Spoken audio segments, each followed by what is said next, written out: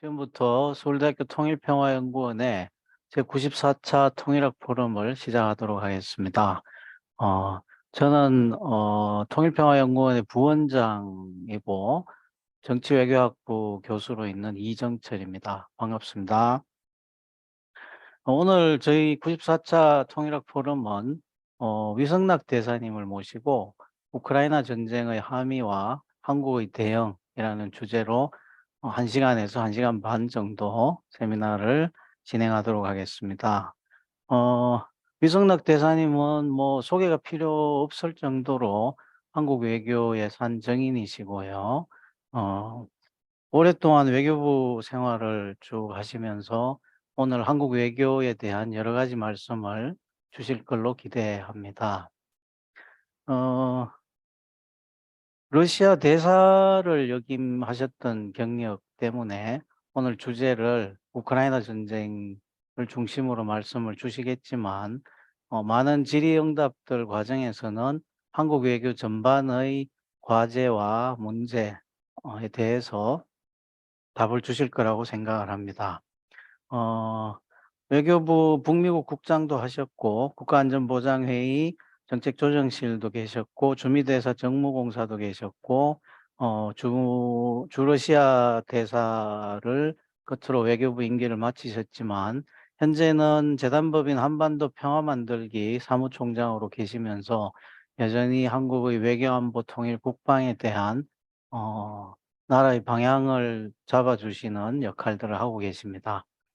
어, 대사님 소개는 이 정도로 하고 지금부터 우리 대사님께 한 이 우크라이나 전쟁의 함의와 한국의 대응에 대한 주제 말씀을 부탁드리도록 하겠습니다. 대사님. 네. 네, 이정철 부원장님 따뜻한 소개 말씀에 먼저 감사를 드립니다. 그리고 명성이 높은 서울대 통일평화연구원에 와서 또 발제하고 토론할 기회를 주신 데 대해서도 감사를 드립니다. 제가 오늘 말씀드릴 주제는 우크라이나 전쟁입니다. 네, 그리고 관련해서 우리가 어떻게 하면 되느냐 하는 문제까지 다루어 보겠습니다. 먼저 우크라이나 전쟁의 어떤 개요랄까, 개관이랄까에 대해서 말씀을 드리면서 얘기를 시작해 보겠습니다. 2022년 2월에 러시아가 우크라이나를 침공했습니다.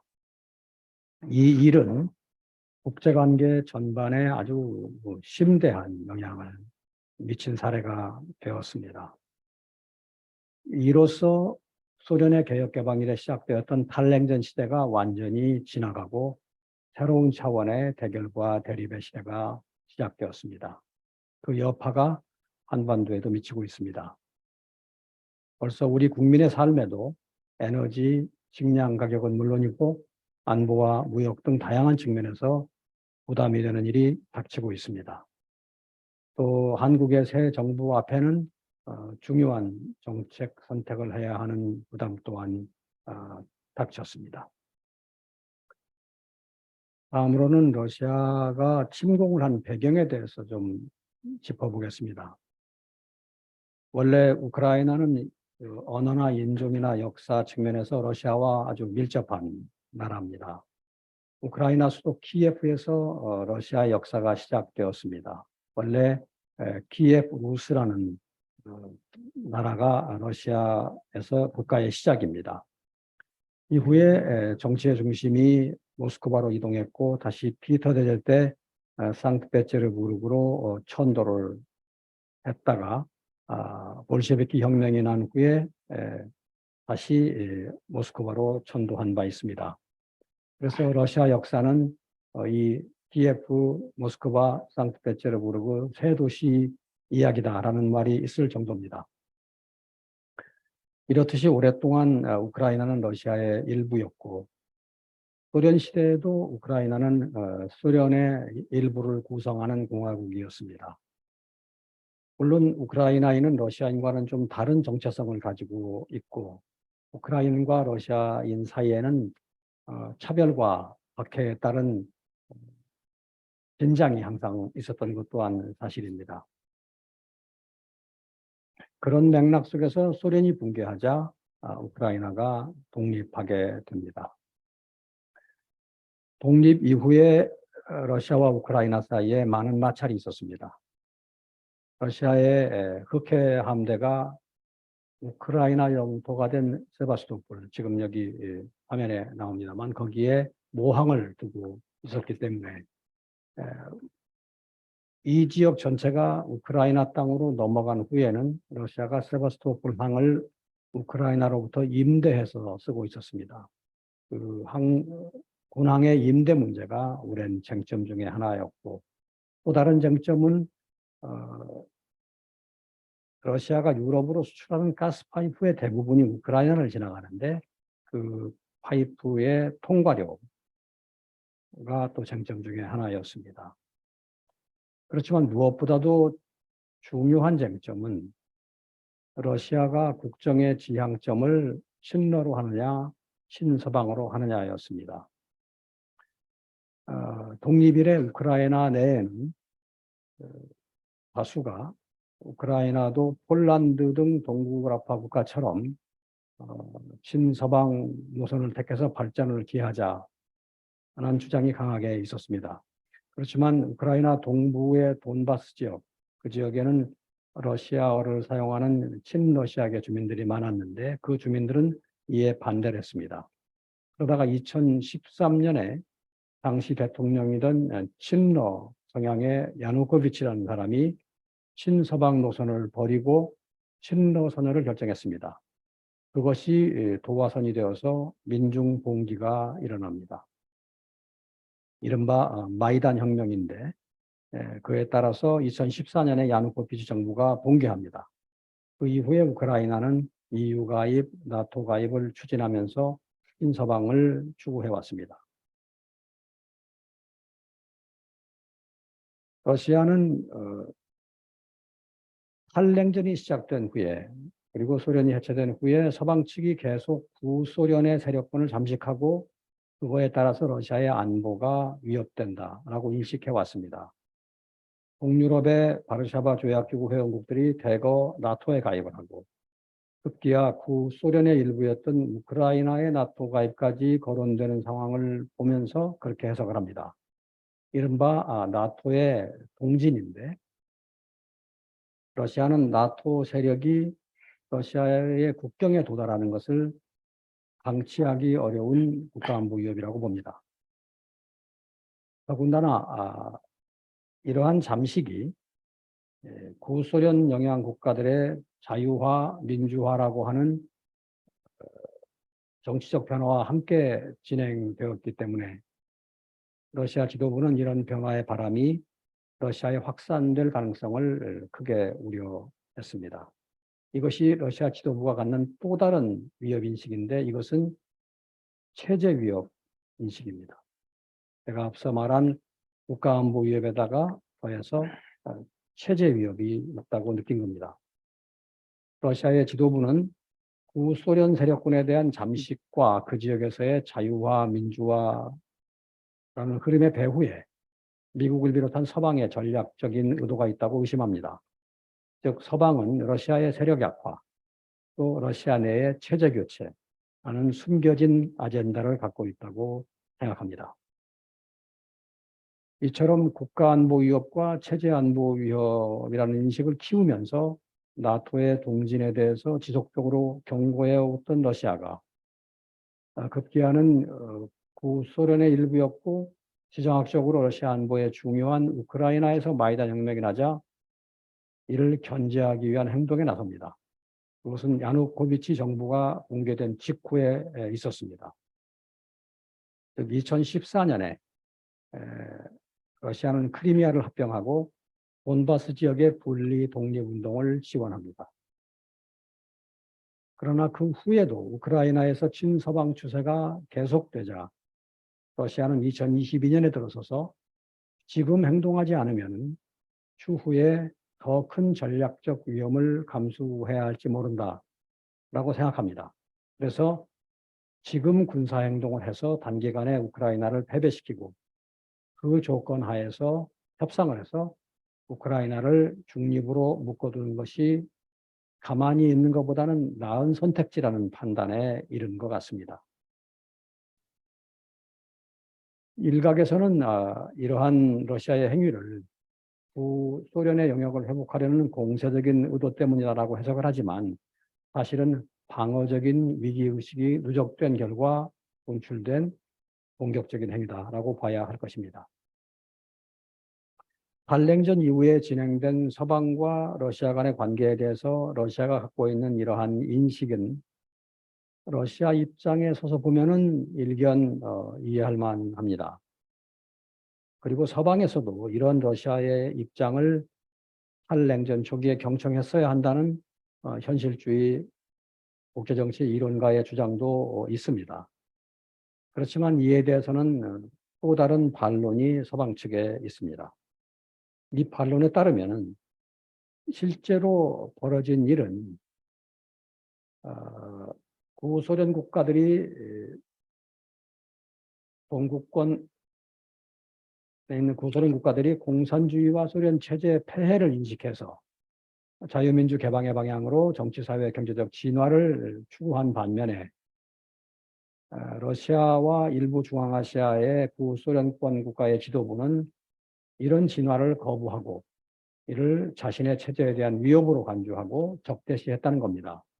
이처럼 동구권 국가들과 러시아의 정치, 사회적 노선차가 생기자 더더욱이 동구권 국가들은 위협을 느끼게 되고 안보를 위해서 서방에 더 접근하고 결국은 나토에 가입을 요청한 것입니다. 그리고 미국 등 서방 국가는 여기에 부응한 것일 뿐이다라는 인식입니다. 이렇듯이 서방에는 러시아가 자유와 민주화라는 역사의 순방향을 거부하고 인근 국가들이 그쪽으로 가는 것 또한 막으려고 했다. 그러면서 우크라이나의 친서방화를 일종의 레드라인처럼 설정한 데서 문제가 생겼다라고 보는 겁니다. 나토의 동진 경유에 대한 인식차가 이런 가운데 우크라이나는 러시아의 친서방화와 나토 접근을 저지하기 위해서 결국 2022년 2월에 침공을 단행합니다. 그러면 그 이후의 상황 전개와 전황을 살펴보겠습니다. 국제 평화와 안보를 책임져야 할 유엔 안보리 상임이사국인 러시아가 21세기에 그것도 유럽에서 타국의 주권과 영토를 침해하고 군사적인 방법으로 문제를 해결하려는 극단적인 행동을 했습니다.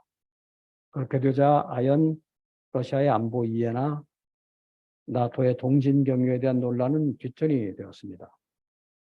민주화와 자유화를 추구하고 친서방 노선을 가려는 주권국 우크라이나를 무력으로 강제하고 비인도적인 민간인 살상을 마다하지 않는 러시아의 행동에 대해서 국제적인 비난이 들끓었습니다. 서방은 러시아의 침공을 민주주의를 말살하려는 전체주의의 공격으로 간주했습니다.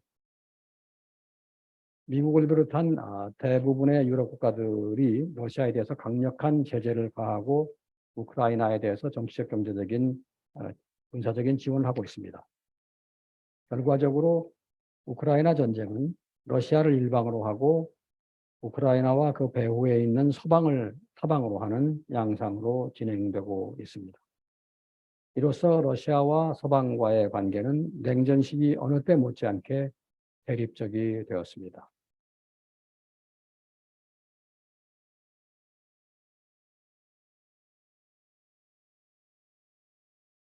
전황을 좀 보겠습니다. 지금은 동부와 남부 지역에 전선이 형성되어 있습니다. 그리고 장기전의 조짐이 있습니다. 초기 러시아의 공세는 세 방향에서 진행이 되었습니다. 첫째는 우크라이나의 북부로부터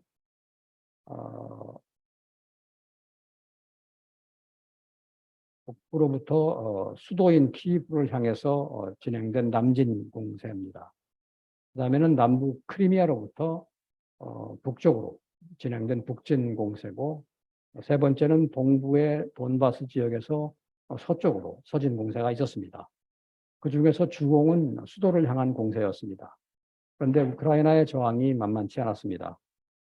러시아군은 남부전선에서는 일부 성과를 냈지만 주공인 수도 공략에는 실패했습니다. 막대한 피해를 입고 후퇴했습니다.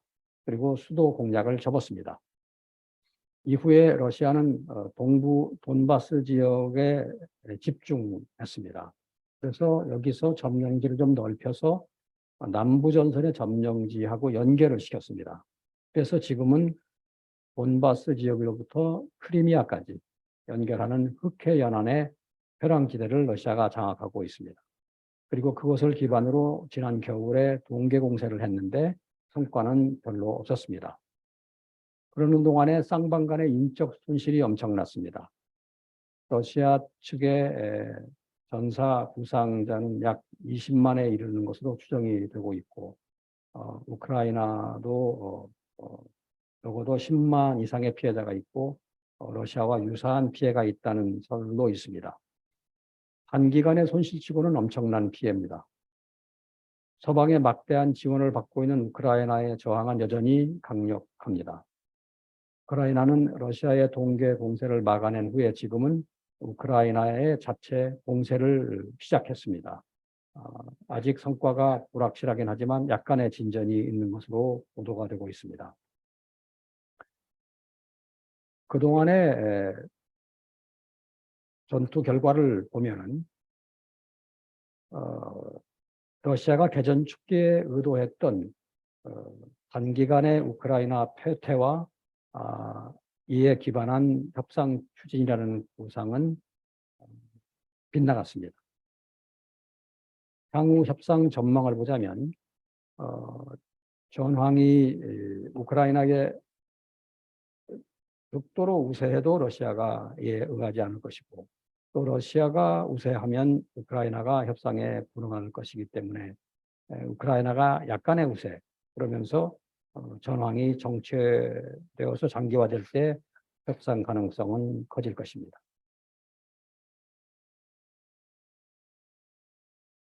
그러면 우크라이나 전쟁의 영향과 함의에 대해서 살펴보겠습니다. 우선 국제 질서 전반에 미치는 영향입니다. 이 전쟁은 국제적인 세력 판도에도 극적인 변화를 초래했습니다.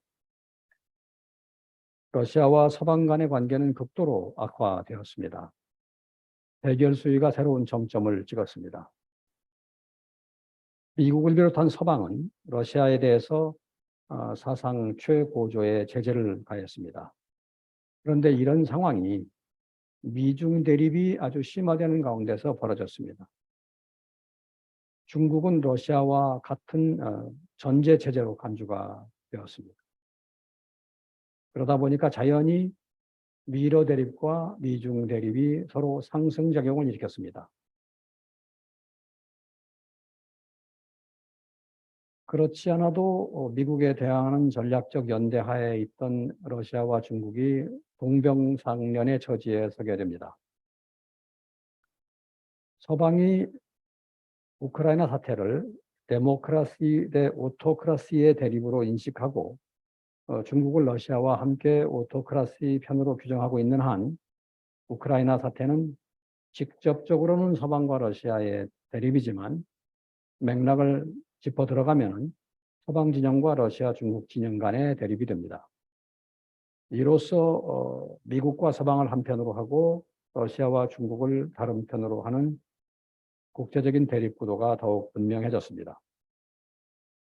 물론 중국은 타국을 무력으로 침해하는 행위에 반대하는 외교 원칙을 갖고 있습니다. 그렇기 때문에 내놓고 러시아의 침공을 지지하지는 않습니다. 또 중국은 러시아를 지원할 경우에 제재를 가하겠다는 서방의 경고를 의식해서 러시아에 대해서 지원에 신중한 태도를 보이고 있습니다. 그렇지만 내심으로는 중국은 미국과 서방 등 자유민주 진영과의 대결이라는 전략적 관점에서 자기 진영의 일원인 러시아가 패퇴하는 것은 전략적으로 바람직하지 못하다고 인식하고 있습니다. 중국으로서는 러시아가 약화되면 미국을 비롯한 서방이 중국에 대해서도 유사한 압박을 해올 거라고 생각할 겁니다. 러시아 다음 차례는 중국이다라고 여길 수 있습니다. 그렇기 때문에 중국은 러시아에 대한 서방의 조치들을 당내 어느 시점에서 자신에게도 다가올 수 있는 조치라고 해석할 소지가 큽니다. 이러한 전후 사정상 우크라이나 사태는 미중 대결 구도도 심화시키는 의미가 있다고 봐야 할 겁니다. 그래서 우크라이나 사태는 그렇지 않아도 최저점에 있던 미중 관계에 더욱 부정적인 영향을 미칠 가능성이 큽니다. 결과적으로 미국과 서방을 중심으로 한 더 웨스트하고 러시아, 중국, 일단 나머지 더 레스트 간의 구분선이 더 첨예화할 거라는 전망들이 있습니다. 이제 국제 정세는 한랭전을 넘어서서 돌이키기 어려운 새로운 대결의 시대로 들어가고 있고 전 세계 많은 나라들에게 미국과 중국, 미국과 러시아 사이에서 어떻게 대처해야 될지라는 숙제를 던지고 있습니다. 다음에는 아태 지역에 미치는 영향을 보겠습니다. 우크라이나 사태는 아태 지역에도 부정적인 영향을 미칩니다. 러시아는 유럽뿐 아니라 아시아에도 걸쳐 있는 나라이기 때문에 아시아 지역에서도 미국을 중심으로 러시아에 대한 견제 구도가 작동되고 있습니다. 한편 아태 지역에서는 러시아가 연대 관계를 갖고 있는 중국이 어떻게 대응하느냐가 주목의 대상입니다. 중국의 입장에서는 앞에도 말씀드렸지만 러시아의 패턴화 약화는 전략적으로 바람직하지 못한 상황입니다. 특히 러시아의 침공에 대해서 서방은 우크라이나를 적극 지원했습니다. 그런데 이것이 중국에게는 중국이 대만을 침공할 경우에 서방이 어떻게 움직일 것이냐 하는 것에 예고편처럼 비치고 있습니다. 그래서 우크라이나 상황은 중국으로 하여금 대만에 대한 중국의 군사 행동에 대해서 많은 생각을 하도록 만들고 있습니다. 대만에 대해서 군사 행동을 할 경우에 중국의 역량이 충분한지, 대만의 저항 역량은 어느 정도인지, 미국을 중심으로 한 서방의 대만 지원은 어떻게 될지를 심각하게 생각할 겁니다. 이러한 전후 맥락상 우크라이나 사태는 아시아 지역에서도 미러 미중 대결 구도를 심화시키고 또 중국은 막후에서 러시아가 크게 패배하거나 러시아에서 푸틴 체제가 붕괴되는 상황은 막으려고 할 것입니다.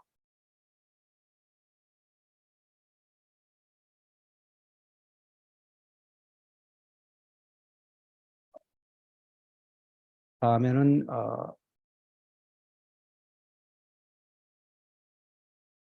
한반도에 미치는 영향으로 넘어가 보겠습니다. 우크라이나 사태의 글로벌하고 지역적인 영향이 이렇다면 한반도에 대한 영향도 적을 수가 없습니다. 우크라이나 관련 미중 대립 구도가 심화되는 현실 속에서 한국과 같이 미국의 동맹국이자 세계 10위권의 무역국인 나라의 운신 공간은 많이 줄어들었습니다. 한국으로서는 서방과 함께 하지 않을 수가 없습니다. 더욱이 우크라이나 사태는 한국에게 국가 위기 상황에서 동맹이 얼마나 중요한지를 각인시켜 줬습니다. 미국은 러시아의 침략 행위에 대한 제재에 영내 동맹국과 우호국의 참여를 권유했습니다. 한국, 일본은 이에 참여했는데 러시아가 이에 대해서 비우호적인 행위를 하는 나라라고 대응을 했습니다. 최근에 러시아 학자들은 한국이 만약에 이런 길을 계속 간다면 한반도 비핵화와 통일 문제에 대한 러시아의 협조를 기대할 수 없을 것이다. 이런 언급을 하고 있고 더 나아가서 푸틴 대통령은 한국이 우크라이나에 무기 지원을 결정했다면 한러 관계는 파탄에 이를 것이라고 공개적으로 경고를 했습니다.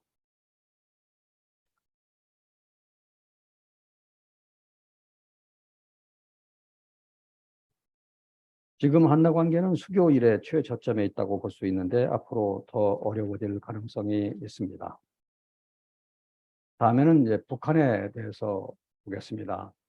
우크라이나 사태에 대해서 북한은 독특한 관점을 가지고 있습니다. 북한은 자신에 대한 미국의 적대시 정책이 모든 문제의 근원이라고 생각을 하는데 러시아에 대해서도 미국의 오랜 적대시 정책이 이 사태를 야기했다고 생각합니다. 그래서 러시아에 대해서 동조하고 지원하는 생각을 가지고 있습니다. 북한은 유엔 총회에서 대러 제재 결의가 상정되었을 적에 반대 투표한 5나라 중에 하나입니다.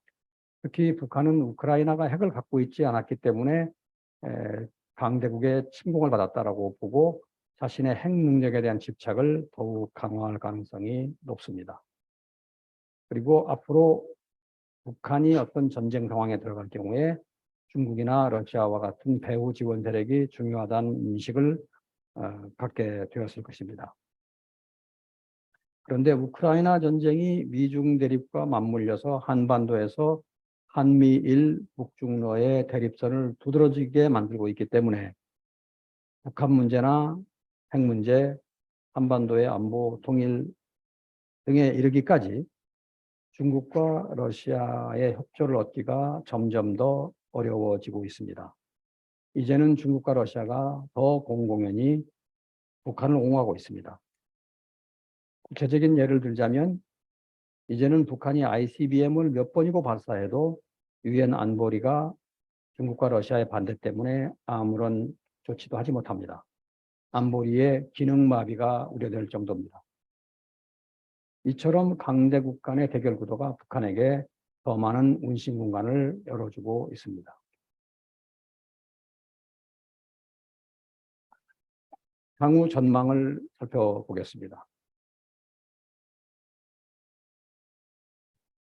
전쟁은 상당 기간 지속될 것 같습니다. 그리고 서방 캠프와 중러 캠프 간의 대립도 상당 기간 지속될 겁니다. 우크라이나 전쟁 이후의 세계 질서는 크게 달라질 것입니다. 서방과 중러 간의 분리가 심할 것이고 서방을 주도하는 미국은 우크라이나 전후 질서를 생각할 겁니다. 포스트 우크라이나 상황에서 러시아의 위치가 관심사입니다. 만일 러시아가 우크라이나에서 현재의 전선 상황과 유사한 상태로 휴전을 하게 된다면 러시아는 서방과의 대결 자세와 중국과의 연대 자세를 그대로 유지할 겁니다. 그러나 만일 러시아가 우크라이나에서 큰 실패를 겪고 그 여파가 러시아 국내에 미쳐서 러시아 내부의 정치적인 사회적인 변화가 야기된다면 그때는 좀 다른 시나리오가 성립할 수도 있습니다만 그 가능성은 아주 낮다고 봐야 합니다. 왜냐하면 그런 가능성은 러시아의 국내 격변을 전제하는 것이기 때문입니다. 포스트 우크라이나 상황에서 한국의 위치가 어떻게 되느냐도 관심사입니다. 그것은 지금 변환기에 우리가 어떻게 대처하느냐에 따라 달라질 것입니다.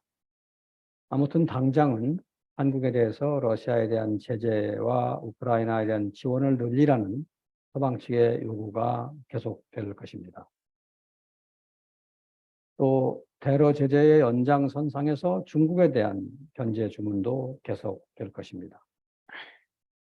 우크라이나에 대한 무기 지원도 지원 요구도 예상됩니다. 그런데 윤석열 대통령은 취임식에서부터 가치 중심 외교와 자유 수호를 위한 연대 의지를 강하게 천명해 왔기 때문에 이런 주문을 외면하기는 쉽지 않을 것입니다.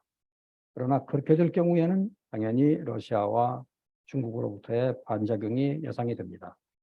러시아는 대응을 계속 공언하고 있고 중국은 최근에 한국 정부의 노선에 대한 반발을 표면화하기 시작을 했습니다. 아마 중국은 지난 30여 년간 수교 이래 미국의 동맹인 한국을 중국 쪽으로 견인하는 데 상당한 성과를 거둬왔다가 현 정부 들어서서 이런 성과가 무너지고 있다고 볼 가능성이 많습니다. 그러면 한국은 어떻게 해야 되는지를 살펴보겠습니다.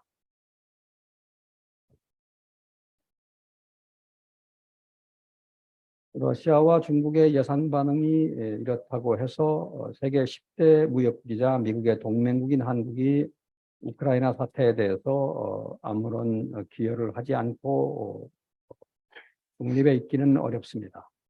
미국 등 국제사회의 주 흐름과 함께 할 수밖에 없습니다. 문제는 그 경우에 어느 정도로 함께하느냐, 또 그렇게 할 경우에는 러시아와 중국에 대해서는 어떤 보완책을 병행하느냐 하는 것이 남는 문제일 겁니다.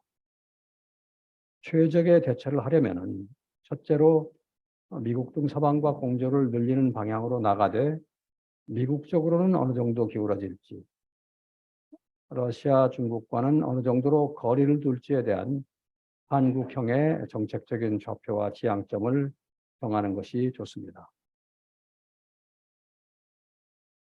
사실 그동안 한국의 역대 정부는 전략적 모호성이라는 이름 하에 이러한 좌표와 지향점 없이 미중 사이에서 사안별로 그때그때 대응해 왔습니다. 강한 압력이 다가오면 이를 들어주는 일이 흔했습니다. 그러다 보니까 미국과 중국 사이에서 더 큰 압력을 자초하는 결과가 초래되었습니다. 특히 동맹인 미국은 한국의 처신에 대해서 불만을 키웠습니다. 중국과 러시아는 한국을 지금보다 더 견인할 수 있다는 기대하에 압력을 가하게 되었습니다. 정부가 이런 대처를 한 배경에는 한국 외교에 고질적인 문제가 있다고 생각됩니다. 한국 외교는 주요 국제 변화에 대해서 좀 둔감하고 대외 문제를 자기 중심적으로 보려는 관성도 있습니다. 그리고 국내 정치를 중심으로 대외 관계를 다루는 경향도 있습니다. 다중의 인기에 뒤들리는 포퓰리즘도 심합니다. 여기에다가 민감한 사안에 대해 대면하기를 피하려는 관료들의 그런 관성, 보신주의도 있습니다. 지금 정부의 움직임도 역대 정부와 크게 다르지는 않아 보입니다. 미국과의 동맹관계, 일본과의 관계 강화는 분명하지만 어느 선까지일지는 확실치 않고 또 중국과 러시아에 대한 정책은 무엇인지 여전히 확실치 않습니다. 이제 우크라이나 사태처럼 국제관계 전반을 바꾸는 전환기적 계기가 왔기 때문에 이제는 우리의 좌표와 방향에 대한 기준을 세울 필요가 있습니다. 이런 기준을 설정할 때 가장 우선적으로 고려해야 될 것은 미국은 우리의 동맹이고 중국과 러시아는 동맹에 미치지 못하는 동반자라는 겁니다. 다음으로는 가치 측면에서 미국이 중국, 러시아보다 우리에게 크게 가깝다는 점입니다. 우리는 지난 100년간 사상 처음으로 중국의 영향권을 벗어나는 역사적인 경험을 했습니다. 그 기간 중에 우리가 자유민주주의와 시장경제를 받아들여서 정치, 경제적으로 유사일에 가장 발목할 만한 성취를 이뤘습니다.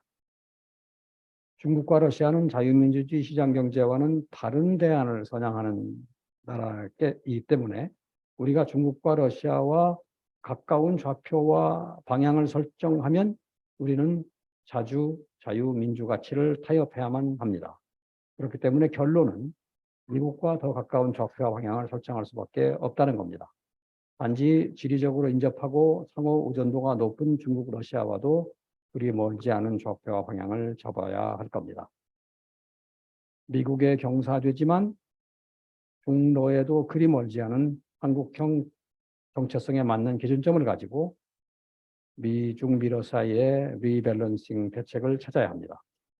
이것을 기초로 통합되고 조율된 한국의 미일 중러 전략의 틀을 만들어야 합니다. 그렇게 되면 우리 정책의 일관성, 일체성, 예측 가능성, 지속 가능성이 높아집니다. 미국과 중국, 러시아 모두 한국에 대한 기대 수위를 조정하게 됩니다. 그렇게 되면 우리의 대외 관계가 좀 더 안정적이 됩니다. 한국형의 새 좌표와 방향은 한국의 지정학적, 지경학적 입지를 감안해서 미국과 공조하지만 일본이나 영국의 러시아 정책, 중국 정책보다는 신중한 노선이 되어야 할 것입니다. 어떤 사람은 이렇게 얘기하면은 우리가 이렇게 방향을 정할 경우에 중국과 러시아로부터 다가올 파장을 두려워할 겁니다. 물론 그런 파장이 단기적으로는 있을 수 있으나 일단 기대치가 조정되고 나면은 관계는 지금보다 안정될 수가 있습니다. 둘째로는 러시아, 중국과 일정한 협력 공간을 확보한 후에 한반도의 평화, 안정, 비핵 등 국제사회의 공통이해에 해당되는 문제에 관해서는 가급적 미러 대립이나 미중 대립에 악영향이 덜 미치도록 사안을 별개화하는 노력을 할 필요가 있습니다. 한국이 미중 미러가 과도한 대결을 지향하고 협력 영역을 확대하도록 촉진자 역할을 하는 역량을 보여준다면 한국의 입지는 더 나아질 겁니다. 북한의 핵개발 기도는 국제 핵 비확산 체제에 대한 도전이기 때문에 안보리 상임이사국인 러시아, 중국 모두도 용인할 수 있는 일은 아닙니다. 국제 비확산을 명분으로 미중 미러가 지금보다 더 협력할 여지가 있습니다. 특히 한국에게 중차대한 이슈인 한반도 평화 안정은 중국과 러시아에게도 공통이해에 해당되는 것이기 때문에 한국으로서는 이 이슈들이 가급적 미러 대립이나 미중 대립에 악영향을 덜 받도록 노력할 필요가 있습니다. 그리고 또 러시아가 중국과 무조건 보조를 맞추지 않고 한국과의 비핵 평화 논의 과정에서 좀 더 건설적인 역할을 하도록 유도할 필요도 있습니다. 셋째로는 새 정부가 강조하는 가치지향 외교 레토릭과 실제 행동 간의 괴리가 없도록 유의할 필요가 있습니다. 가치지향 외교를 크게 표방하고 나서 실제 행동이 이에 못 미치면 신뢰 문제가 생깁니다.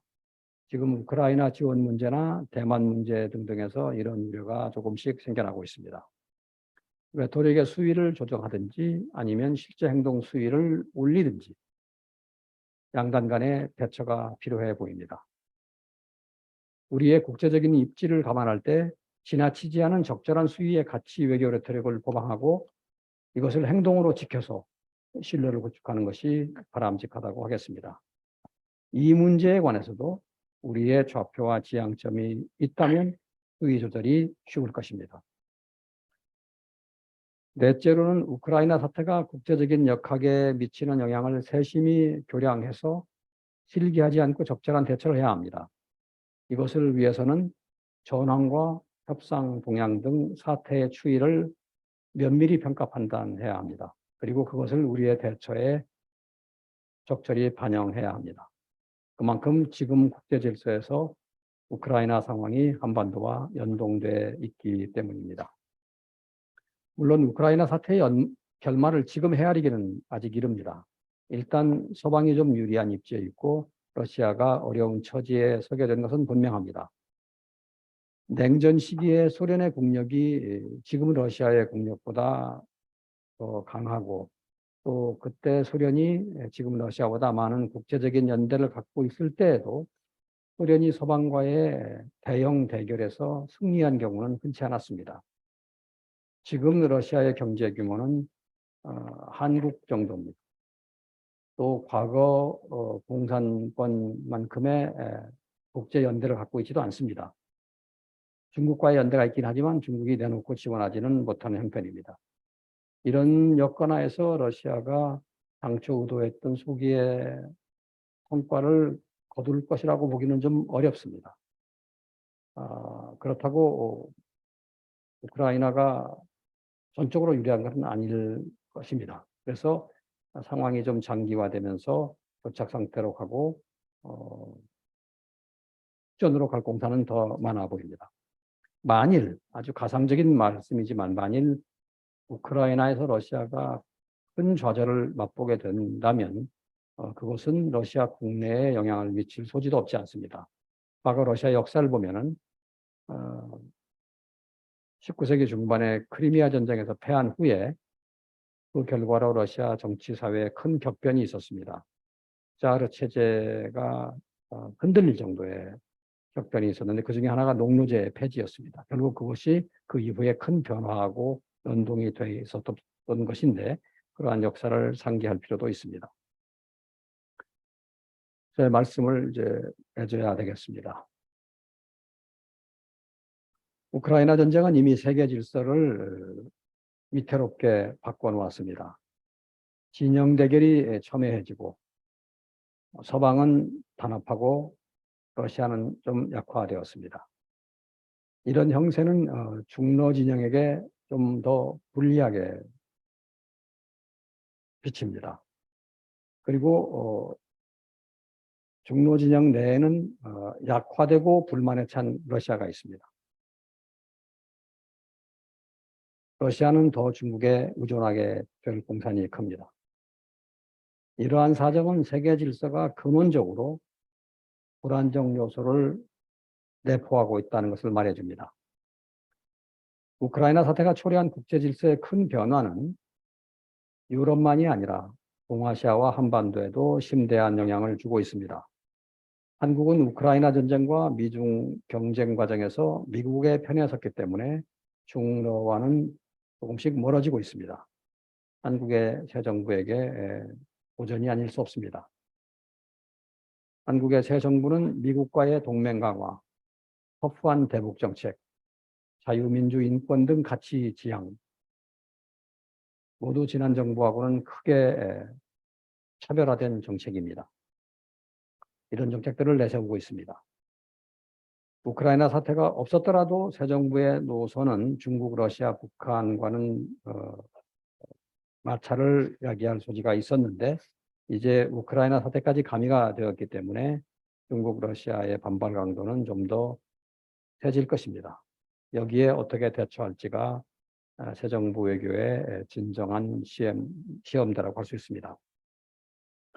물론 러시아의 우크라이나 침공은 잘못된 행동이고 러시아는 그 대가를 치르고 있습니다. 그러나 그렇다고 해서 러시아를 배제한 유럽의 평화 안보를 생각할 수는 없습니다. 비현실적입니다. 동아시아에서도 러시아를 배제한 질서는 비현실적입니다. 우크라이나 전쟁 이후의 세계 질서 속에서 한국의 입지, 그때 한국과 러시아와의 관계를 지금부터 생각해야 하고 지금부터 대비해야 합니다. 한국으로서는 위험 요소를 내포한 새 질서에 잘 대처해야 할 것입니다. 미중 대립 구도 속에서 최적의 대처 방안을 찾아야 할 것이고 호원해진 중국과 러시아의 관계도 관리를 해야 할 것입니다. 아울러서 한국의 주요 국익인 한반도의 평화, 안정, 비핵 영역에서 협력 여지를 확보하는 노력도 하면서 전쟁의 조기 종식을 위한 국제사회 노력에도 힘을 보태야 할 것입니다. 제가 일방적으로 말씀드리는 부분은 여기서 그치겠습니다. 그리고 지금부터는 질문이 있으시면 제가 답변을 드리겠습니다. 네, 대사님, 현 정세와 우크라이나 전쟁의 향방에 대한 대사님의 해안을 저희가 경청을 했습니다. 대단히 중요한 말씀을 많이 주신 것 같습니다. 한국 외교의 방향도 말씀을 주셨고, 또 현재 군사 전략의 현황도 말씀을 주셨고, 또 이 지정학적 배경과 전쟁의 원인 등등에 대한 포괄적 말씀을 주셨습니다. 자, 지금부터는 저희가 대사님 말씀을 가지고 좀 더 질의응답을 통해서 말씀을 좀 더 구체화하는 시간을 갖겠습니다. 많은 분들이 질문을 주셨는데요. 질문들 중에 몇 가지 공통된 거는 아무래도 현재의 전쟁이 어떤 양상을 띠고 종전이 가능할 것인가, 주로 이 문제를 많이 질문을 주셨습니다. 장태수 선생님은 폴란드나 헝가리 같은 주변국이 종전에 미치는 영향을 질문을 주셨고요. 또 이봉남 선생님은 푸틴 체제가 지속 가능한가요? 푸틴의 대선 승리 혹은 젤렌스키의 대선 승리가 종전에 미칠 영향에 대해 묻습니다. 이런 질문을 주셨습니다. 실제 최근에 미국의 행보가, 외교 행보가 조금 달라지는 모습이 있는데요. 사우디를 바이든 행정부의 블링컨 국무장관이 방문해서 굴욕적이지만 사우디와 관계를 회복하고 또 이란의 이 제재 속에 묶여 있던 이란의 석유 대금이나 자금을 풀어주는 조치를 취하기 시작했습니다. 그래서 이라크에 묶여 있던 잔금과 또 한국이 지불해야 될 잔금도 미국이 풀어준다는 보도들이 나오고 있고요. 그리고 블링컨이 중국을 방문하겠다는 소식도 지금 들려오고 있습니다. 그리고 그동안에 어 미중 관계를 이 디커플링이라고 보던 시각에서 미국 스스로가 디리스킹, 리스크를 약화시키는 어 리스크 관리하는 차원에서의 미중 관계, 이런 표현을 쓰고 있는 변화들이 보이고 있는데요. 이런 몇 가지 변화들이 현재의 전쟁을 조기에 종결시키고 글로벌한 경제를 관리하기 위한 정책 전환의 과정으로 볼 수 있는 건지, 아니면 그것은 미국의 또 다른 외교 행보이지 이 러시아 우크라이나 전쟁과는 별개의 움직임으로 봐야 하는 건지, 등등 관련해서 대사님께서 이 종전 전망 에 대해서 말씀을 주셨으면 감사하겠습니다. 네. 어, 지금 종전 전망을 하기는 조금 시기적으로 이른 점이 없지는 않지만 그냥 지금까지 나온 상황을만 갖고 몇 가지 그냥 추정을 가미해서 얘기를 해보고자 합니다. 우선 전황은 양측이 어떤 결정적인 판단을 내리기에는 전황이 충분히 진전되지 않았습니다. 그러니까 러시아가 동계 공세를 했지만 실패했고 지금은 우크라이나가 카운터 오펜시브를 하는 때인데 아직 초기입니다. 그래서 이 추이를 더 봐야 알 수 있습니다. 만약에 우크라이나의 공세가 성공을 하면 어, 오히려 러시아가 단기간에 협상에 응해 나오기 어렵게 되고 또 우크라이나가 크게 실패를 해도 또 러시아가 전쟁을 계속하려고 할 동력이 더 있을 것입니다. 이 추이를 봐야 하긴 합니다. 일단은 올해까지는 전투 상황이 계속 있고 내년에 가서야 새로운 상황을 기대할 수 있지 않을까 하는 정도로 생각을 합니다. 다만 이 전쟁이 아주 장기화되어서 3년, 5년 이렇게 갈 수 있느냐는 것에 대해서는 약간 회의적입니다. 왜냐하면 그냥 기본적으로 현대전에서는 무기의 폭발력이나 정확도 이런 것들이 과거 2차 대전 같은 때와 비교할 수 없게 커졌기 때문에 살상력이 훨씬 큽니다. 그래서 전쟁을 과거처럼 수년간 치열하게 계속하는 일은 있기가 좀 어렵습니다. 그러니까 소강 상태가 오래 갈 수는 있지만 열전이 수년간 계속된다고 보기는 어렵고 치열한 전투는 단기간에 있다가 내년 언제쯤에는 봉합이 된다고 볼 수 있습니다. 지금의 오펜시브에 따라서 많은 것이 달라진다라고 말할 수 있겠습니다. 그런데 지금 우크라이나의 카운터 오펜시브가 그렇게 결정적이지 않기 때문인지 벌써 전후 상황에 대한 말들은 많이 나옵니다. 서방 쪽에서도 전후 대처에 대한 얘기들이 나오고 중국도 움직이고 뭐 터키도 조정을 하겠다고 하고 그렇습니다. 종전 가능성에 관련된 문제니까 주목을 요합니다. 그러나 가장 우리가 주목해야 될 것은 일단은 전황입니다. 양측이 어떻게 싸우느냐, 누구한테 우세가 기우느냐를 봐야지만 그 다음 전망을 할 수 있을 것 같고요. 그다음에 미국이 지금 보이고 있는 여러 움직임들은 저는 직접적으로는 종전과 관련돼 있다고 생각을 하지는 않지만 간접적으로는 종전과 관련되어 있는 무브라고 해석할 수 있다고 봅니다. 가령 우크라이나 전쟁이 적어도 뭐 길어도 2년 안에 어떻게 정리가 된다고 보면 그 이후 질서를 구상해야 합니다.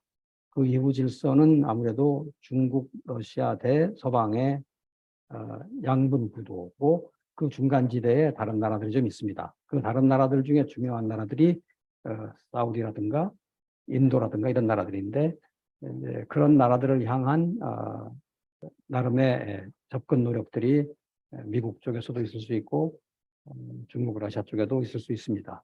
미국이 나름으로 미중 미러 대립 구도를 유리하게 끌어가기 위한 방약 차원에서 사우디, 터키, 브라질, 인도 이런 나라들과 외교를 하고 있다고 생각하고 그것은 우크라이나 종전을 유리하게 끌고 가기 위한 구도 형성이라고 보기 때문에 간접적으로는 종전 움직임과 연결되어 있다 이렇게 생각을 합니다. 네. 네. 그리고 또 질문이 많이 제기되는 게 중국 문제인데요. 우리 김기옥 교수님 같은 경우에는 휴전 협정에서 중국의 적극적 중재자론이 힘을 받고 있다라는 말 문제 제기도 하시고 또 최근에 보도에서 러시아가 중국에 대한 의존도가 굉장히 높아지고 있고 또 블라디보스토크 항에 대한 중국의 사용권이 보장되었다라는 보도도 제기되고 있습니다. 이런저런 과정에서 어쨌든 중국의 역할이 향후에 이 우크라이나 전쟁이나 러시아의 대외 정책에 미치는 영향이 얼마나 더 커질 수 있는 것인지 그런 것들이 어떤 작용을 할 건지에 대해서 말씀을 주시면 좋겠습니다. 네, 중국이 중재 역할을 시작을 했고 중재안도 내놓았습니다. 물론 우크라이나 서방 쪽에서는 그렇게 신뢰를 주지는 않고 있습니다. 왜냐하면 중국이 러시아 편이라고 생각하기 때문에 그렇죠. 그리고 중국이 내놓은 중재안이 러시아에 좀 유리하게 되어 있는 점도 있습니다. 중요한 요소는 아니지만 또 중재 특사로 선정되어서 순방을 하고 있는 인물이 중국의 러시아 대사를 지낸 분입니다. 아, 우연이지만 제가 러시아 대사할 때 모스크바에 같이 있었습니다. 그래서 좀 아는 사이인데 나중에 보니까 세월이 흘러서 그분이 특사로 임명이 되어서 각국을 다니고 조정을 하고 있습니다. 그런데 일각의 보도를 보면은 중국의 러시아 대사를 지냈다는 이유 때문에 친러 인물이 아니냐. 뭐 그러니까 중재자로서 입지가 손상되는 거 아니냐 그런 보도도 있는 정도입니다. 아무튼 중국의 중재자 역할은 지금으로서는 큰 힘을 받지는 못하지만 중국의 또 국제적인 입지가 있고 또 러시아에 대한 설득 역량이 있기 때문에 차후 어떤 국면에서 중국의 중재 역할이 좀 더 힘을 받을 소지는 있다고 생각됩니다. 왜냐하면 결국 중재를 성과적으로 하려면 러시아를 움직이도록 해야 하는데 중국이 러시아를 움직일 수 있는 설득력을 가질 수 있습니다. 약간 과거를 소환해 보면, 과거의 팩트를 소환해 보면 한국 전쟁이 있었을 적에 중국은 참전해서 미국과 싸웠는데 막후에서 지원을 하고 있던 소련은 참전은 하지 않고 있다가 나중에 휴전 제안을 합니다. 소련의 아담 말리크가 휴전안을 내놓은 바 있습니다. 지금은 러시아가 현장에서 싸우고 있고 중국은 러시아의 후원자인데 이제 휴전 제의를 하고 있는 국면입니다. 약간의 미러 이미지가 있다고 할 수 있겠습니다. 그렇지만 지금 상황에서 중국의 움직임이 힘을 받기는 좀 이른 것 같고요. 좀 더 전황 진전이 있은 후에 중국의 역할이 있을 수도 있다고 생각합니다. 네. 중국 역할론 말씀 주셨고요. 많은 분들이 사실은 가장 지금 궁금해하시는 거는 한국의 소위 자율성, 한국 외교의 실리주의적 외교 이런 것들이 가능하냐 이런 질문인데요. 김기옥 선생님도 그런 질문을 주셨고요.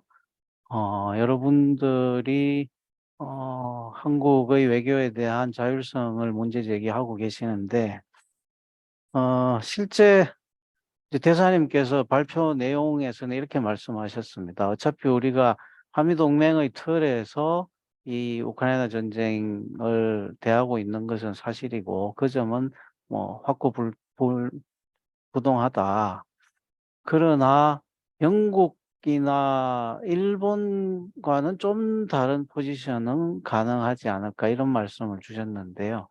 실제 유럽에서도 이 여러 가지 입장의 차이들이 조금씩 드러나는 것 같고요. 영국이 거의 일본과 유사한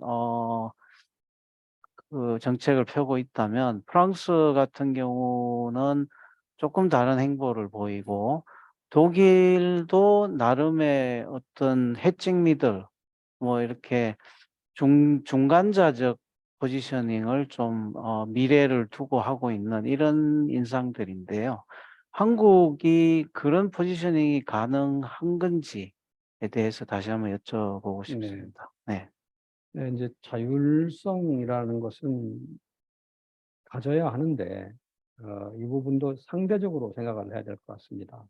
완벽한 자율성이라고 하는 것은 현실 속에서는 그렇게 쉬운 일은 아니죠. 그리고 어, 지금처럼 이제 분화된 세계, 분열이 심한 세계에서 우리가 완벽한 자율성이라는 것은 어느 영역에도 끼지 않는 일종의 중립을 말하는 건데 한국은 이미 중립국이 아니기 때문에 그러한 정도의 자율성은 생각하기 어렵고 우리가 동맹으로서 미국과 함께 가면서 가질 수 있는 자율성.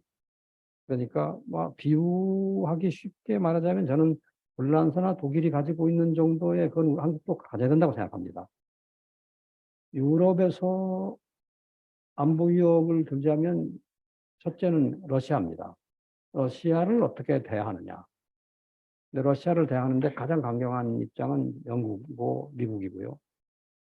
그다음에 이제 차차로 좀씩 톤이 다른데 독일이나 폴란드도 러시아에 대해서 경계를 많이 하고 우크라이나 사태에 대해서도 무기 지원도 하면서 러시아를 어, 견제하지만 영국하고 똑같지는 않습니다.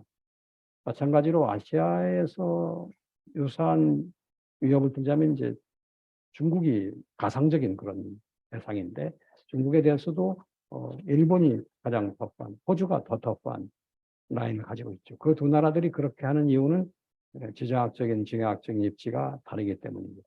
한국은 다른 지정학을 갖고 있고 더군다나 분단 상황을 안고 있고 한반도에 평화를 기하고 통일을 지향해야 하는 과제를 안고 있습니다.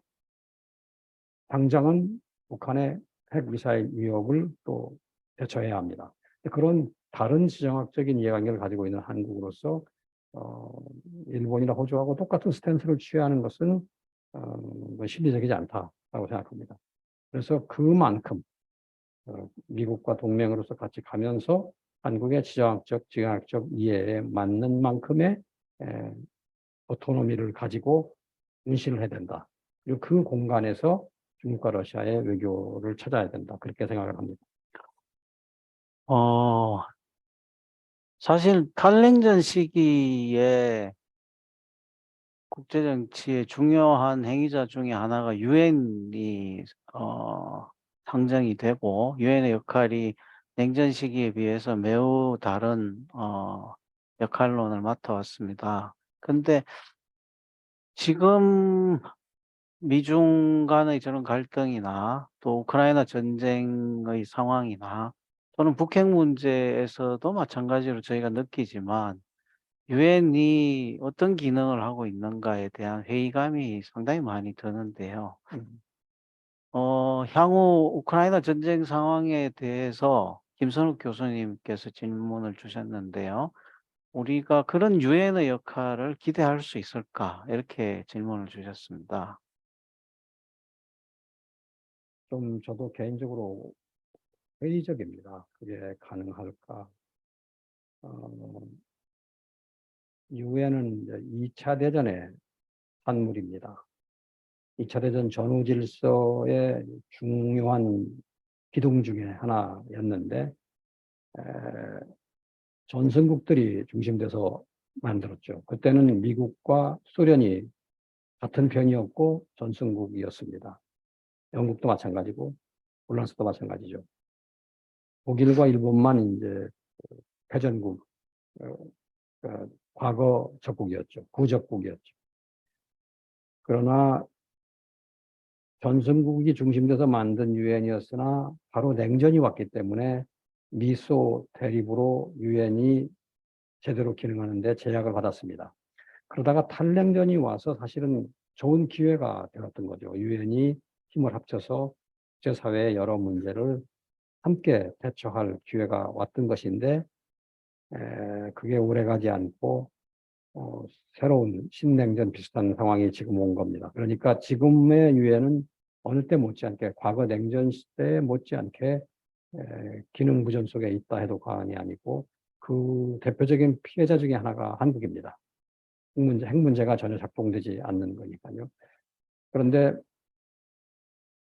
지금의 문제는 과거보다 더더욱 안보리 상임이사국의 당사자인 러시아라는 나라가 직접 전쟁을 일으켰던 것이기 때문에 강도가 더 심합니다. 과거에는 P5는 전쟁을 일으키지는 않거나 뭐 다른 전쟁에 뭐 관여하거나 하는 시기였는데 지금은 P5 중에 하나가 침공전을 했기 때문에 더 문제고 그 침공을 유엔은 어찌하지 못하는 것입니다. 왜냐하면 러시아가 비토하기 때문이죠. 유엔의 일대 위기라고 할 수 있습니다. 뭔가 새로운 문제의식을 가지고 유엔에 대한 대처가 있어야 되지 않을까. 이 우크라이나 상황이 끝난 후에도 뭔가 그런 유엔을 비롯한 국제기구가 이처럼 분열된 세계 속에서 어떻게 기능해야 될지, 또 기능 부전을 막을 수 있는 방안을 무엇일지를 고심해야 될 때라고 생각합니다. 그 말씀 주시는 중에 마찬가지 조원영 선생님께서 유엔 안보리가 제 역할을 못하게 된다. 유엔 개혁 방안이 없을까? 같은 질문을 주셨습니다. 그래서 답은 이미 이제 주신 걸로 생각이 되고요. 다만 한 가지, 대장님 그 P5가 네. 직접 전쟁을 한 사례는 미국이 여러 번 이라크 했죠. 전쟁, 네, 미국이 여러 번 2003년 미국이 이라크. 몇번 네, 약간 네, 예외적인 건데 네, 미국은 좀 그렇고요.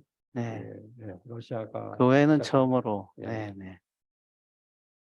네, 그런 말씀이 있으셨고요. 그 다음에 질문들이 좀 여러 개가 있어서 제가 유형화해서 답을 드리고 있습니다만, 역시 또 다른 질문들 중에 하나는 P5가 이제 침공을 한 건데, 중국이 대만을 침공할 가능성이 있느냐? 이 질문이 여러분들이 주시고 있고요.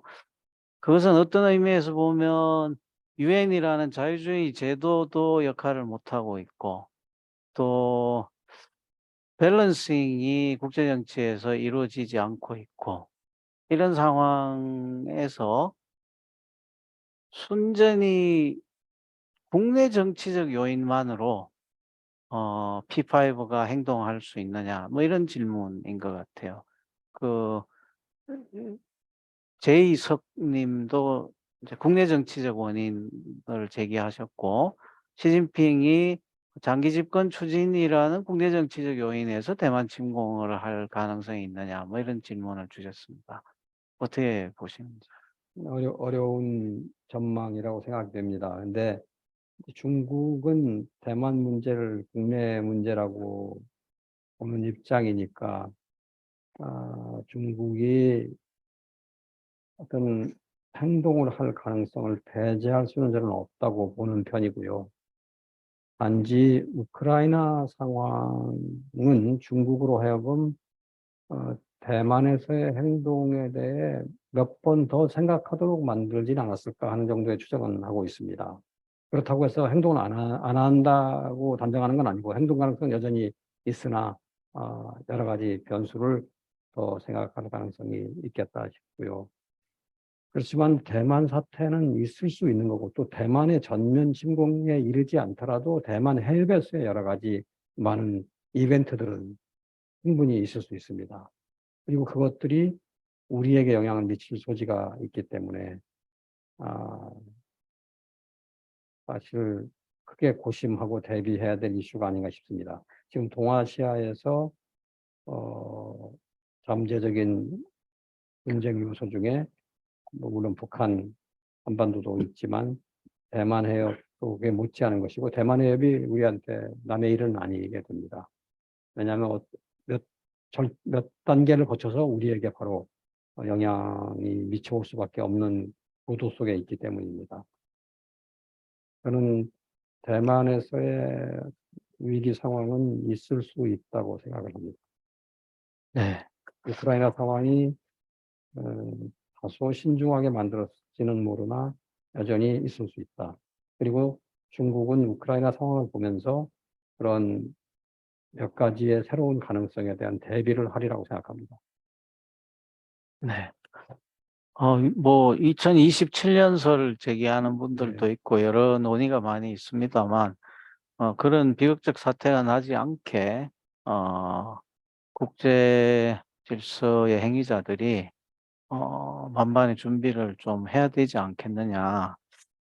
현실 국제 정치에서 뭐 그런 경우는 잘잘못의 문제가 아니겠죠. 저는 뭐 그렇게 생각을 합니다. 그다음에 이제 질문들 중에 이복남 선생님이나 던진 질문은 결국은 한국이 시간이 지나고 이게 종전이 되면 이것을 기회로 삼기 위한 과정에는 우리가 우크라이나 재건 과정에 참여해야 되는 건데요. 현재 러시아에 대한 제재의 참여 정도, 강민재 선생님이 이제 그런 질문하셨는데요. 대러 제재에 어느 정도 참여해야 되느냐. 근데 이건 뒤집어 보면 우크라이나 재건 작업에 우리가 얼마나 기회를 가질 수 있느냐의 문제와 서로 연결돼 있다는 생각들을 많이 하시는 것 같아요. 그 균형을 어떻게 잡아야 될지 한번 네. 여쭤보겠습니다. 역시 그것도 대단히 어려운 정책 선택의 문제입니다. 그 균형점이 한국의 균형점이 있어야 될 것 같고요. 그러니까 우리가 일본하고 다른, 호주하고도 다른 한국적인 균형점이 있어야 되고, 또 그 균형점은 한국 내에서 어느 정부가 오느냐에 따라서 조금 다를 수 있습니다. 보수 정부가 오느냐, 진보 정부가 오느냐 좀 다를 수가 있는데, 저는 크게 다를 수는 없다고 생각하는 편입니다. 조금 다를 수 있지만, 극과 극일 수는 없다고 생각하는데, 과거 한때는 우리가 좀 큰 편차가 있는 경우가 있었습니다. 보수 진보 사이에서. 우선 우크라이나의 전쟁이 종전되고 나면은 이제 재건 사업들이 크게 있을 것입니다. 서방이 많은 지원을 하고 약간 마셜 플랜 비슷한 그런 프로그램을 가지고 할 거고 거기에 여러 나라들이 참여를 할 겁니다. 근데 지금 상황에서 우크라이나에 어느 정도로 기여하느냐에 따라서 각 나라의 입지와 위상이 좀 달라질 겁니다. 근데 지금까지 한국의 기여는 그렇게 에, 대단한 입지를 만들어낼 만큼 기여했다고 보기는 어렵습니다. 우리는 레토릭은 높았으나 실제로 기여한 것은 그렇게 인상적이지 못합니다. 우리의 국제적인 위상에 걸맞다고 볼 수는 없습니다. 세계 12 무역국 정도의 위치에 가지는 않았습니다. 아마 전후 우크라이나 질서를 얘기할 때 우리 지분이 그렇게 많지는 않을 거라고 저는 생각합니다. 그러면 그 지분을 늘리기 위하여 그럼 지금 많이 지원하고 어떤 정책 선택을 하면 되긴 되는데 그것은 또한 중국과 러시아 관계에서 반작용을 유발하기 때문에 잘 교량을 해봐야 된다고 생각합니다. 예컨대 우리가 우크라이나 재건 지원에서 입지를 굳히려면 무기도 주고 입지를 굳힐 수 있는데 그렇게 할 경우는 러시아의 관계가 굉장히 어렵게 될 거고 어, 그 코스트 또한 있기 때문에 잘 이제 정책적 교량을 해야 된다고 생각합니다. 그리고 제가 어디 다른 데도다고도 얘기를 했는데 우리가 지금 중국과 관계가 상당히 어려운 속으로 들어가고 있습니다. 중국이 각급 레벨의 대화를 다 끊고 우리한테 요구사항을 내놓고 또 비판을 공개적으로 하고 이렇습니다. 중국발 반작용이 완전히 가시화되었습니다. 중국은 이제 한중 관계가 사상 최악이다. 이거 감추질 않습니다. 그런 상황에서 서로 대사를 부르고 치고받고 하는 일이 거의 하루 걸러 이틀 걸러 있는데 이런 와중에 우리가 러시아와의 관계 또한 악화시키면 우리가 대륙에 있는 두 나라와 관계를 동시적으로 악화시킨다는 것인데 그게 과연 득책인지 약간 의문이 갑니다. 이제 그런 점까지 감안하고 우크라이나 재건에서의 입지까지 고려하면 굉장히 복잡한 어, 트레이드오프가 있습니다. 정책 선택을 잘 해야 하리라고만 내가 말씀드리겠고, 다만 지금 우리가 한 정도 가지고는 우크라이나 재건에 관련해서는 큰 입지를 찾기는 쉽지 않을 거다. 그렇게 말씀드리겠습니다. 방금 말씀 관련해서 생각나는 게 있는데요. 그 노무현 정부 시절에 네, 많이 했던 논란 중에 하나는 중국이 한국을 인정하고 중국이 한국을 대접하게 하기 위해서는 강한 한미동맹을 과시해야만 중국이 한국을 대우한다. 이 반론이 되게 강했던 걸로 기억하거든요. 그 당시 노무현 대통령이 동북아 균형자론 얘기할 때 중국과 일본 사이에서 한국의 역할론을 얘기할 때 그 반론들이 이제 그런 거였잖아요. 중국과 친하고자 하면 중국이 우리를 오히려 이렇게 경시하고 한미동맹을 튼튼하게 과시하고 미국이 한국을 100% 지지한다는 걸 보여줄수록 주변국들이 한국에 대한 대우가 더 높아진다. 이게 사실은 한미동맹 이명박 정부 시기에 한미동맹 강화론의 논리적 근거잖아요. 지금 정부가 약간 그 연장선에 있는 것 같은데 대사님께서는 그 논리는 시효가 지났다고 보시는 건가요? 원론적으로 네네.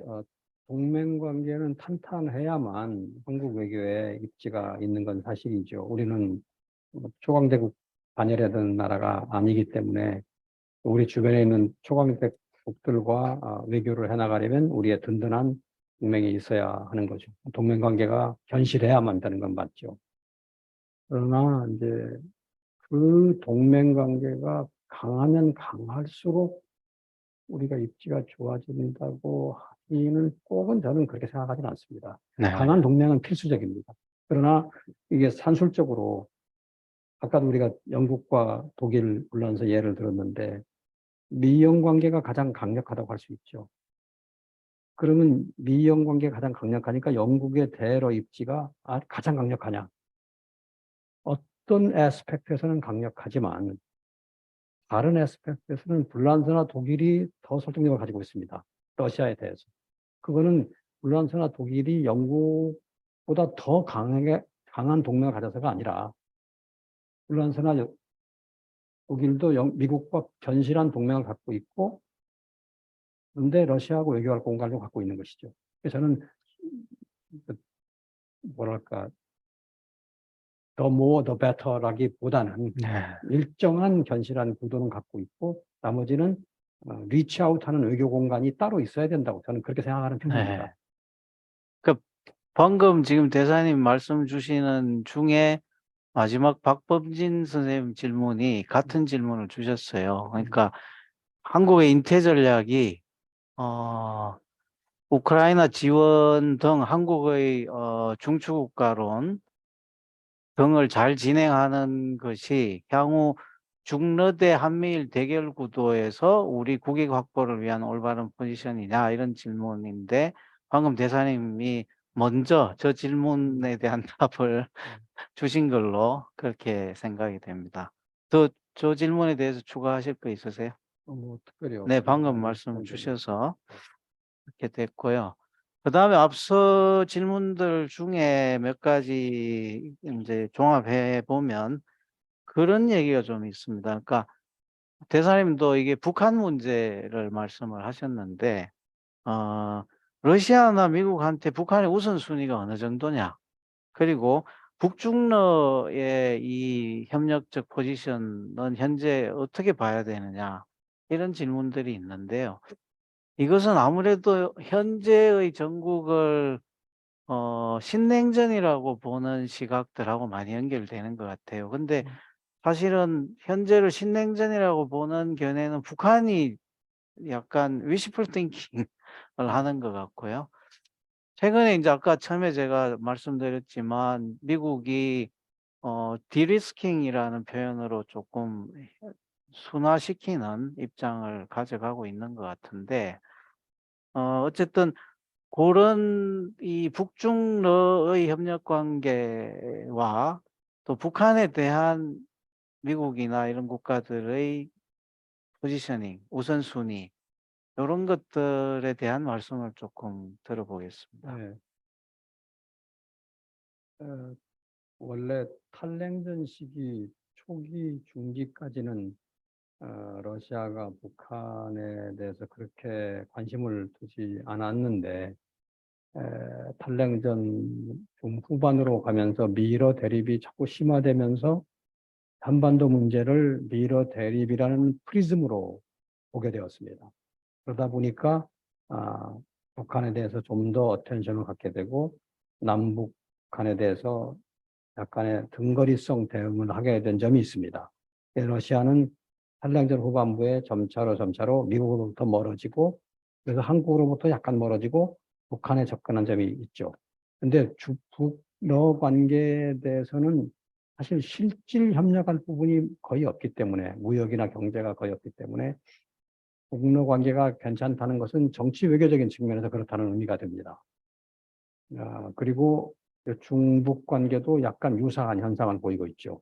미중 관계가 대립되면서 중국이 북한에 대해서 역성을 들고 어떤 후원 역할을 하는 정도가 점점점 세지게 된 것이죠. 그래서 이제는 북중로 구도가 동래보다 더 강화되었습니다. 그리고 북한이 지금 미북 관계 단절되고 남북 완전 단절된 상황 하에서 중로에 더 열심히 접근을 하려고 합니다. 싱가포르에서 결렬이 된 후에 북한의 대서방 관계는 이제 결정적으로 악화되었기 때문에 중로에 대한 북한의 접근 필요성은 더 늘었다고 볼 수 있죠. 그래서 북한은 오히려 지금 현 구도를 누구보다도 강력하게 분열 구도로 미국과 중국의 대립 구도로 딱 규정을 하고 자기가 중러의 어떤 캠프 속에 약간 안착해 있어야 하는 생각이 있어 보입니다.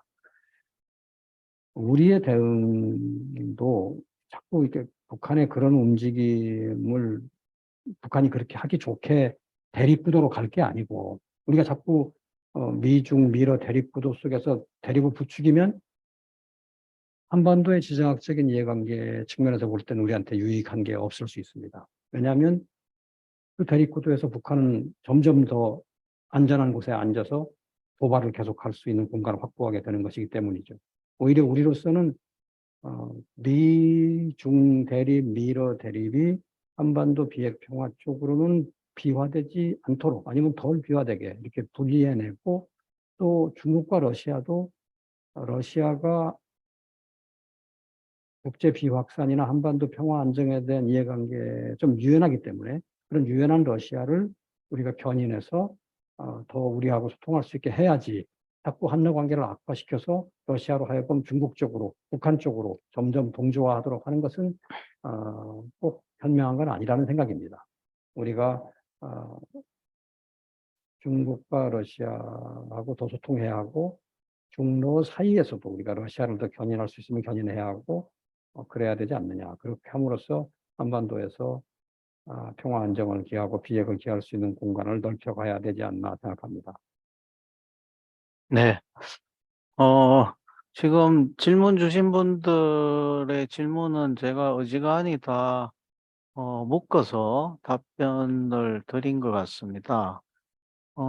아직 답변이 없는 부분은 없는 것 같고요. 아주 구체적으로 하나하나 답변 드리진 못했지만 답을 드린 것 같습니다. 어 근본적으로 이 우크라이나 전쟁은 대사님 아까 말씀하신 것처럼 미국의 사례를 제외하면 P5가 약소국을 상대로 전쟁할 수 있다는 걸 보여준 점에서 대단히 비극적이고 또 전후 질서에서 쇼킹한 사건이었던 것인 것 같습니다. 그 점에서 사실 많은 나라들이 충격을 받았던 것 같고요. 또 이런 전쟁이 작년 2월까지도 설마 전쟁이 개시될까에 대해서 의문을 가졌던 것도 다들 우리가 그런 생각 속에 있었기 때문이 아닐까 이런 생각을 합니다.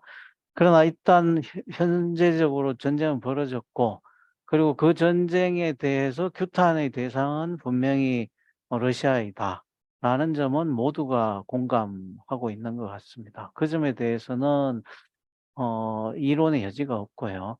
다만 그런 것을 전제하는 가운데서도 한국은 글로벌한 가치와 우리의 국익 간의 균형을 어떻게 잡아야 할 것인가에 대해서 우리는 지혜를 모아야 하고 그 지혜를 모으는 과정에 우리 오늘 대사님께서 주신 이 사건의 배경과 전개 과정 그리고 전망 그리고 한국의 역할 또 한반도의 지위에 대한 여러 말씀이 매우 큰 도움이 된 것 같습니다.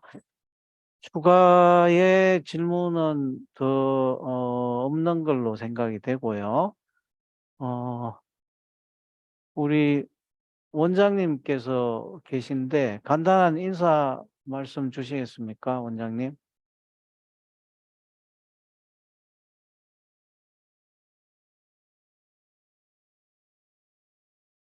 이게 저기 예. 마이크 되세요? 예, 잘 들리시나요? 네. 예, 안녕하세요. 예, 저 서울대학교 통일평화연구원 원장을 맡고 있는 김범수 교수입니다.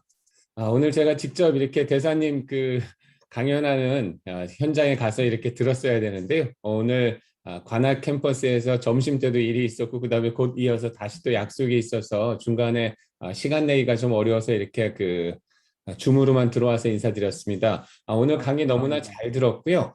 너무 그 중요한 문제에 대해서 이야기해 주셨는데 아마도 저희 그 많은 분들이 관심이 있으셨던 것 같습니다. 아까 그 들어오셨던 분들을 보니까 한 70여 분 가까이 최근 그 이 많이 있었을 때 70여 분 가까이 줌으로 들어오셨는데요. 저희 한국 사회에서도 단순히 이게 유럽에서 벌어진 전쟁일 뿐만 아니라 한국 사회 아까 그 대사님께서도 말씀을 하셨습니다만 우리 사회와 그리고 동북아시아 안보 환경에도 미치는 영향이 큰 그러한 세계사적인 사건이 아니었나 싶습니다. 관련해서 여러 가지 그 의미들을 잘 짚어주셔서 감사합니다. 다음에 또 이렇게 기회 있을 때 또 뵙고 인사드리도록 하겠습니다. 여기 그리고 많은 분들이 이렇게 들어와 주셨는데요. 저희 통일평화연구원을 대표해서 오늘 이 자리에 참석해 주신 여러분께 다시 한번 또 감사 인사드립니다. 감사합니다. 네. 네, 원장님 감사합니다. 감사드립니다. 자 마지막으로 우리 유성락 대사님께서 이 닫는 말씀 한번 해 주시고 네, 마치겠습니다. 네.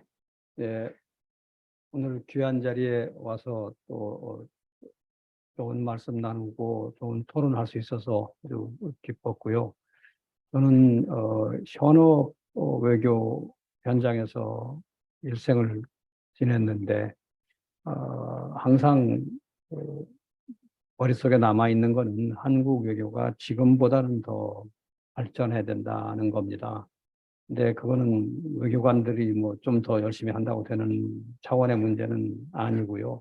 한국 사회 전체에 어, 외교 담론도 좀 진전돼야 하고 어, 한국 외교 생태계를 이루고 있는 여러 플레이어들, 외교관을 포함하여 정치권 인사들, 권력 엘리트, 또 학계 인사, 언론계, 시민사회단체 이런 플레이어들이 움직이는 이 생태계가 좀 더 전문성 있고 건강해져야 한다고 생각합니다. 제가 가끔 강연을 하는 취지에는 그런 뜻도 있습니다. 그래서 그렇게 담론을 좀 높이고 그것이 실지 외교 산업의 투영이 되는 구조가 작동해야지 외교 선진화가 이루어진다고 생각합니다. 우크라이나 사태처럼 우리 역사를 바꿀 일이 생겨난 건데요. 제가 2차 세계대전을 경험하지 못했고 6.25도 직접 겪어보지 않았는데 아마 그 이후에 벌어진 일 중에는 가장 큰 변화의 전기라고 생각합니다. 우크라이나 전쟁 이후에는 그 전과 그 후가 크게 다른 세계 질서가 있을 것이고, 거기에 우리가 어떻게 적응해야 할 수 있느냐는 한국의 미래에 연결될 것입니다. 그것이 지금 우리가 겪고 있는 순간이고요. 이 순간에 잘 대처를 해야 하고, 그러려면 좋은 생태계 담론 구조가 작동해야 된다고 생각을 합니다. 오늘 유익한 토론을 하면서 혹시 또 제가 항상 머릿속에 두고 있는 한국 외교의 업그레이드에 대한 바람도 여러분과 함께 나눠보고 싶었습니다. 감사합니다. 네. 유성락 대사님, 여기 시흥 캠퍼스까지 오셔서 먼 길 와주셨습니다.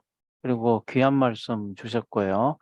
한국 외교에 나아갈 길에 대해서 오늘 70분의 선생님들과 고민을 같이 했습니다.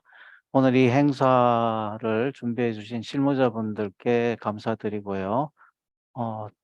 우리 제94차 통일학 포럼이 성황리에 마치게 된 것을 여러분들께 알리면서 오늘 행사를 마치도록 하겠습니다. 감사합니다.